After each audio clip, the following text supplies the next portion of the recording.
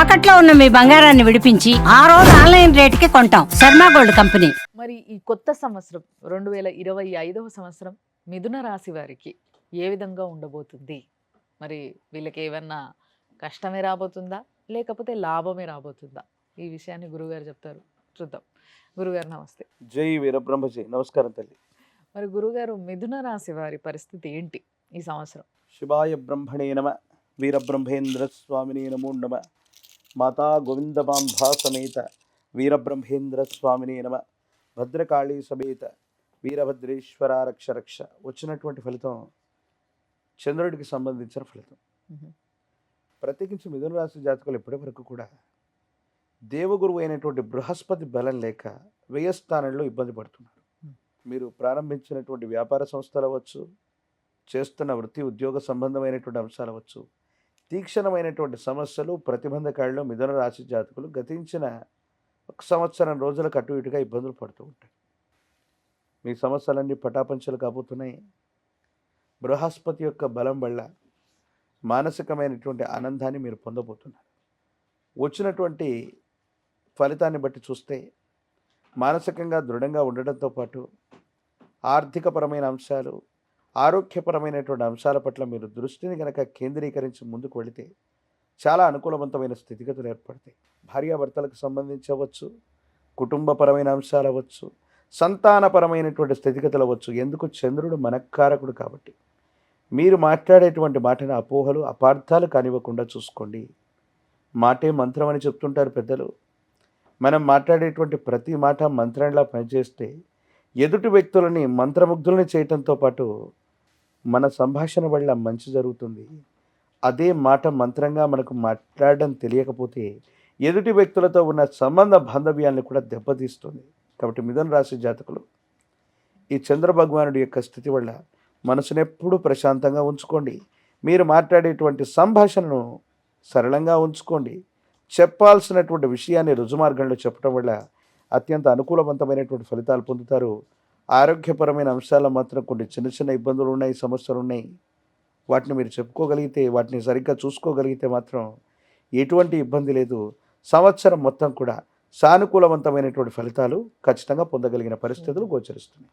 అద్భుతం గురువుగారు. మరి పిల్లల విషయంలో, అంటే ఈ రాశిలో ఉన్న పిల్లలు ఎగ్జామ్స్ రాయబోతున్నారు ఇప్పుడు రానున్న కాలంలో. అవును. బోర్డ్ ఎగ్జామ్స్, రకరకాల ఎగ్జామ్స్, వీళ్ళకి ఎట్లా ఉండబోతుంది అంటారు? ఇంతకాలం ఏ స్థానంలో బృహస్పతి ఉండటం వల్ల పరీక్షలు రాస్తున్నటువంటి విద్యార్థులు అవ్వచ్చు, నిరుద్యోగులు అవ్వచ్చు, పోటీ పరీక్షలు రాస్తున్న వాళ్ళు అవ్వచ్చు, ఇప్పటి వరకు సరైనటువంటి రిజల్ట్ రావట్లేదన్నటువంటి నిరాశ నిస్పృహలు ఉంటారు. ఈ 2025 మే మాసానికి అటు ఇటుగా రాయబోయేటువంటి పరీక్షలు అనుకూలవంతమవుతాయి. ఉన్నతమైనటువంటి శ్రేణిలో మీకు మార్కులు లభిస్తాయి. ప్రఖ్యాతి చెందినటువంటి యూనివర్సిటీల్లో మీకు ర్యాంకులు వస్తాయి.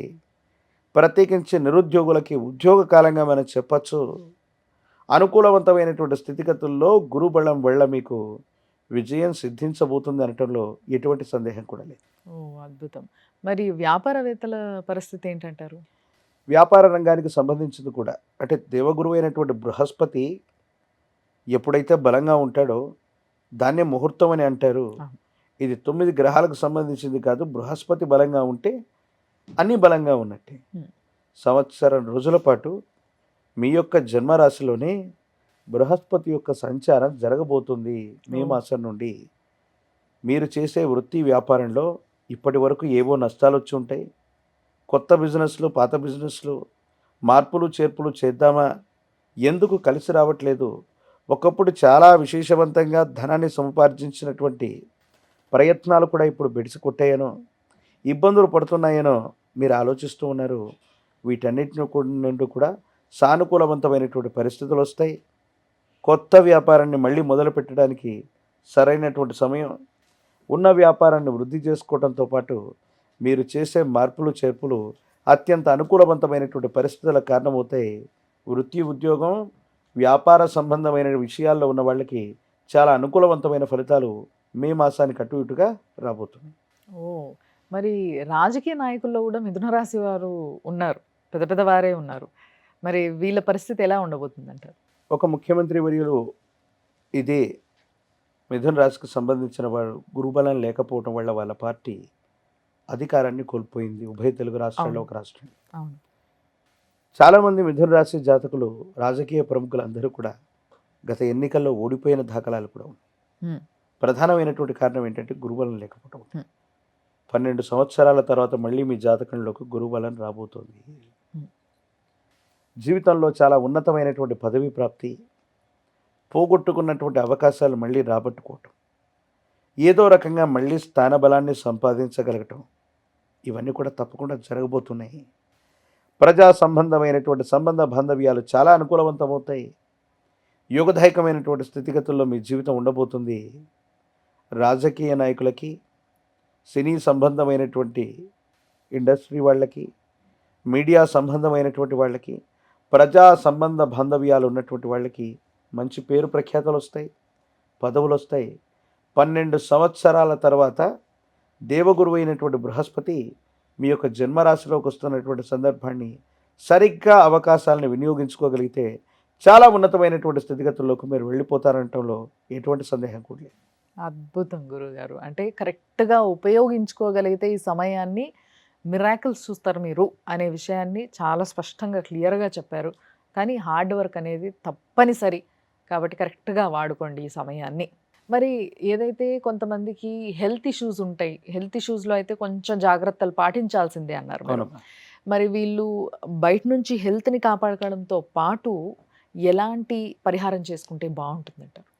ఈ సంవత్సరం వచ్చినటువంటి ఈ ఫలితాలు మరింత అనుకూలవంతంగా మార్చుకోవడానికి, సానుకూలవంతమైనటువంటి స్థితిగతులు పొందడానికి వచ్చినటువంటి ఫలితం చంద్ర భగవానుడికి సంబంధించింది. చంద్రుడు మనఃకారకుడు. ప్రత్యేకించి కంటికి సంబంధించినటువంటి ఆరోగ్య సమస్యలు ఉన్నవాళ్ళు అవ్వచ్చు, మానసికంగా వికలాంగత్వం పొందిన వాళ్ళు అవ్వచ్చు, అనాథులు అభాగ్యులు అవ్వచ్చు. అటువంటి శరణాలయాలకు వెళ్ళి వాళ్ళకి ఆహారాన్ని అందజేసిన, బట్టలని అందజేసిన, అంటే మానవ సేవే మాధవ సేవగా మనం చెప్తూ ఉంటాం.